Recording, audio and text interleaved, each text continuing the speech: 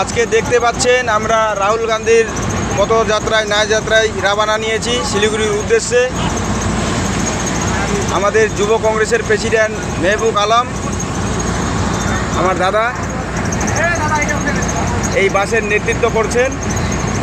আমরা সবাই এখন চোপড়া উড়দাল মোড়ের কাছাকাছি পৌঁছাইছি। দেখতে পাচ্ছেন সবাই,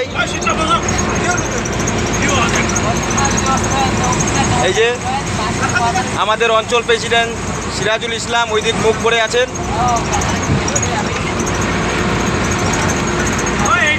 আমাদের জেনারেল সেক্রেটারি জব্বার আলী,